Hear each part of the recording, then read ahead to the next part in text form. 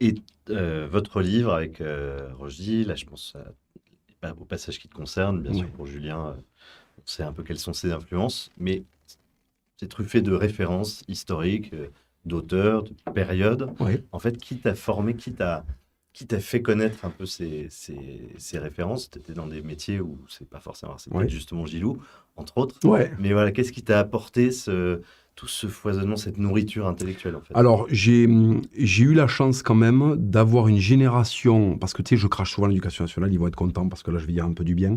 J'ai eu à certaines périodes des profs qui n'étaient pas des gauchistes de merde, tu vois, et qui étaient vraiment. 86, c'était les dernières années. Enfin, on n'est pas loin d'être de la même année. Ouais, et c'était les dernières Et années je où, pense que c'était les dernières années où dans le public, il y avait encore exactement, tu avais encore des profs. d'excellents professeurs. Exactement, tu avais des profs tradis à l'ancienne, tu vois. Et j'avais un prof qui était à côté, il était prof d'occitan. Donc, si tu veux, c'était un mec qui était branché médiéval, qui était branché histoire de France et tout. J'ai eu des profs comme ça de temps en temps, tu vois. J'ai eu un prof de français en première qui était vraiment l'ancienne, c'était sa dernière année. Tu voyais vraiment un vieil homme à l'ancienne. Et si tu veux, ces mecs-là nous ont orientés vers des trucs qui étaient solides, quoi, tu vois. Et puis aussi, il faut le dire, mon père lit énormément. Et c'est vrai qu'il y a certains trucs que je voyais passer, mais tu sais, des fois, c'est con, c'était la couverture. Des fois, c'était la couverture, tu voyais un type un peu stylé. Ben, Cyrano, ça a été comme ça. Une image de Cyrano, un dessin de Cyrano que je trouvais méga solide. Tu sais, c'était un mec avec un pif énorme, une épée, j'ai trouvé ça génial. La couverture me plaisait vachement. C'était un bouquin de mon père. Et j'ai ouvert, et là, ça a été la découverte. Tu vois, je voulais être ce mec-là, je voulais être Cyrano. Je suis allé le voir au théâtre après.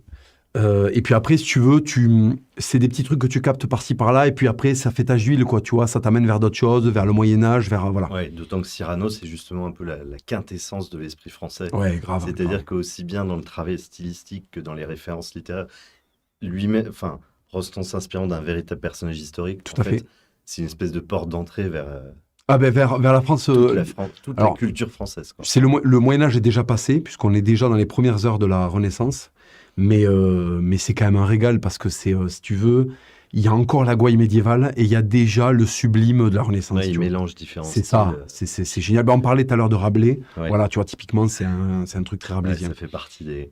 Quels autres livres, justement, t'ont un peu Alors, figure-toi qu'aumarqué et au, donné l'envie, au justement? lycée du Mirail, à la bibliothèque du Mirail, il y avait un côté de bibliothèque très complet où il y avait les poètes. Ça s'appelait les poètes, tu vois.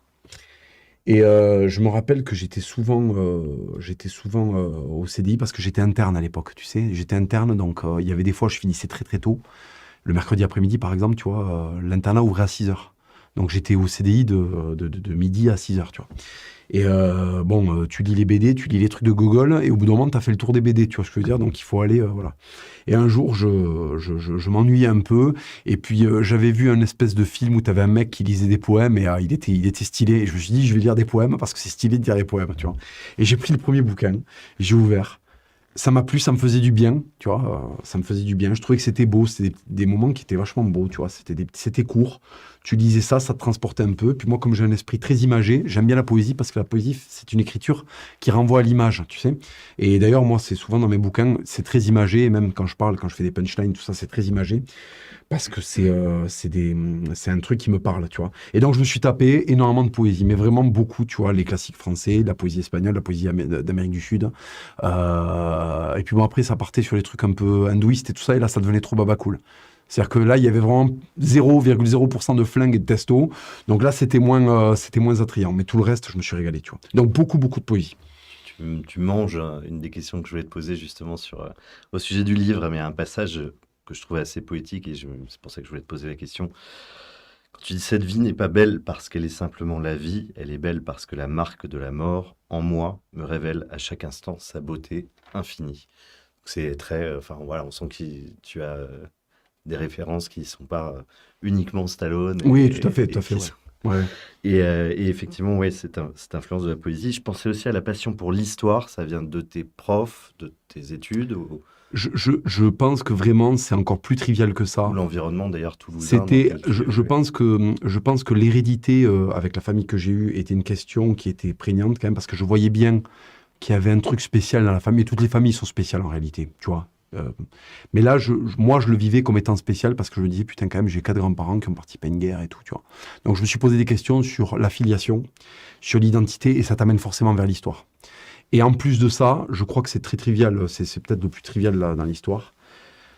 Je pense que les films hollywoodiens, les films en costume, ils avaient quelque chose de plus. Tu sais, tu t'évadais beaucoup plus avec les films en costume. Et je me rappelle quand j'étais gosse, il y avait un excellent film qui était très mauvais historiquement, mais qui était génial, c'était Braveheart.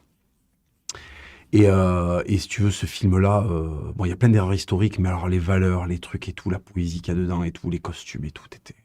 Putain, là, je voyais ça, je me disais, mais c'est le top, quoi. C'est le top.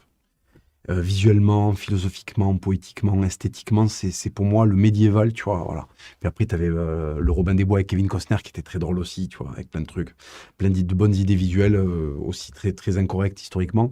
Mais tu vois, ces trucs-là, c'était des trucs qui me parlaient. Le Seigneur des Anneaux, qui à sa manière est un peu... Alors, le Seigneur des Anneaux, un peu moins, parce que j'étais déjà plus grand, et le Seigneur des Anneaux, si tu veux, le problème du Seigneur des Anneaux, c'est qu'il n'y a pas de violence dedans. Il y a de l'action, mais il n'y a pas de violence. Dans Conan, il y a de la violence. Tu vois la diff ? Conan, il y a des types, ils les fendent en deux, tu les vois se fendre en deux, tu vois. Dans le Seigneur des Anneaux, si tu veux, à un moment, tu as des hobbits de 1m50 qui font des dialogues. Après, tu as un elfe, bon, lui, tu sens qu'il cherche, tu vois, il cherche la fac de Nanterre, tu vois, ou de Tolbiac. Si tu veux, bon, ça, c'est mignon, mais c'est pas Conan, tu vois. Moi, s'il y a une fantaisie que j'aime, c'est Conan, c'est pas... même si le Seigneur des Anneaux, ça déchire, tu vois, à plusieurs niveaux. Mais ce que je veux dire, c'est que ça me parle beaucoup moins que... Tu vois, je trouve ça un peu... Je trouve ça, c'est un tout petit peu lisse. C'est un tout petit peu lisse, voilà. Moi, j'aime bien le médiéval où t'as les chicots pétés, des mecs qui ont des haleines de phoque, tu vois. Voilà. Alors que Frodon, tu sens qu'il boit du yop. Tu vois. Frodon, Ouais. il mange du kiri. Il bouffe pas des trucs. Si tu lui fous bouffer du bleu d'Auvergne, il meurt d'une infection. Tu vois, tu sens à ses yeux bleus, à sa police, qu'il a jamais bouffé français, celui-là, tu vois. Il mange des croque-monsieur au maximum, tu vois. Et ça me stresse un peu, ça. Dans les influences, il y a Toulouse aussi, j'imagine. Si tu veux, Toulouse, C'est avant... c'est la région, c'est la ville. Comment c'est venu C'est le séparer sud-ouest, c'est le sud-ouest. Parce sud-ouest. que moi, je jouais au rugby quand j'étais gosse, si tu veux, avec des mecs. J'en parle, tu vois, dans le bouquin, mais les mecs, ils étaient hors normes. Enfin, tu vois, j'aimais le Moyen-Âge à cause des films américains et j'aimais le Moyen-Âge à cause de mes entraîneurs de rugby aussi, tu vois. T'avais des types, ils sortaient de la 8e dimension, tu vois. C'était des mecs qui sont arrivés juste avant l'an 1000, tu vois. Tu t'entendais des phases, tu te disais, mais c'est pas ces mecs-là, les références qu'ils ont, la manière de voir les choses, s'il y avait un tel décalage. Et si tu veux, ces types-là, ils étaient représentatifs du Sud-Ouest. Et puis moi, je me suis beaucoup baladé dans le Sud-Ouest avec l'équipe de rugby. T'allais à Pau, à Bayonne, t'allais dans le Gers, t'allais en Aveyron, t'allais à Toulon, t'allais à Carcassonne, tu te régalais, quoi. Tu voyais des trucs, c'était génial. Et partout, c'était la même Mongolie. Et il y avait un truc très occitan qui me plaît, tu vois. Voilà, qui me plaît et qui est ma patrie. Ma patrie, c'est ça, c'est l'Occitanie, c'est les Pyrénées, tu vois. Alors moi, j'ai une question justement, mais je crois que personne ne parvient à y répondre réellement. Mais pourquoi le rugby, c'est uniquement entre Loire et Garonne, enfin dans le grand sud-ouest? Eh bien, figure-toi qu'il y en a beaucoup au Havre. Ben, ça a commencé là-bas. Ouais, Je crois que le premier club c'est ça. en France, 1872, Ouais, je me je sais souviens, pas, j'ai mais c'est ça. regardé pour l'interview. Mais ensuite, ça n'a pas très bien pris dans le nord. Et effectivement, il y a tout ce grand sud-ouest, qui est le nord du royaume wisigoth, Ouais. qui a adopté le rugby et pas le reste. Et Alors- comment tu l'expliques? Parce qu'il y a plusieurs explications sociologiques, Moi, je dirais tradition, que... poids de l'église, etc. Mais Moi, je dirais que dans le rugby, il y a un truc qui répond à la volonté de violence sans son côté. En fait, tu sais, la différence, parce que quand tu vois un public de boxe, un public de rugby, c'est très différent. Pourtant, ce sont deux sports de contact. Le rugby draine des gens qui veulent se livrer à une violence codifiée, qui reste dans le cadre civilisationnel et bienséant. Et je pense que ça correspond beaucoup à un certain caractère très paysan, tu vois. C'est-à-dire qu'on va se faire du mal, mais il n'y a pas de dramaturgie par-dessus. Et d'ailleurs, le rugby est un truc, pas forcément ce qu'on dit souvent, c'est un truc de latin, pas du tout. En Espagne, il n'y a pas de rugby. Tu vois, il y a très peu de rugby. C'est un truc de sud-ouest, tu vois. Dans le sud-ouest, pas qu'au Pays Basque, tu vois. Je pense vraiment qu'il y a un truc dans le sud-ouest, il y a une appétence pour la violence, quand même, dans le sud-ouest. Moi, je pense. Il y a une appétence pour les trucs bourrins, en fait, tu vois. Les mecs, les trucs bourrins les régalent. Si tu regardes dans l'histoire de France, comment ça s'appelle, les Gascons, les cadets de Gascogne, tu vois. Mais les mecs, c'était des énormes gitans, tu vois. Ils passaient la journée à se démonter à l'Armagnac et tu vois, et au floc de Gascogne, tu vois. C'était un coup de rapière pour rien, tu vois. Là, il y a un truc particulier, tu vois. Et c'est la réputation qu'ils avaient dans le nord de la France, tu vois. Donc, c'est pas une question de couilles, parce que je pense que des couilles, il y en a partout. Tous les peuples, toutes les régions, il y a des mecs burnés, tu vois, dans d'autres styles, tu vois. Mais je crois que le mec du sud-ouest, il a quand même une forme d'abrutissance particulière. En fait, dans le sud-ouest, des fois, il y a des blagues, je me dis, écoute, je vais te raconter une anecdote. J'arrive à Paris, j'ai 20 ans. Je fais mes études à Paris. Parce que la première fois que je suis à la fac, c'était à la Sorbonne, à Paris. Je voulais changer d'air, j'avais plein le cul du califat de Toulouse, je suis monté à Paris. Je suis monté au califat parisien. J'arrive à Paris, le premier truc que je fais, c'est chercher une équipe de rugby, tu vois.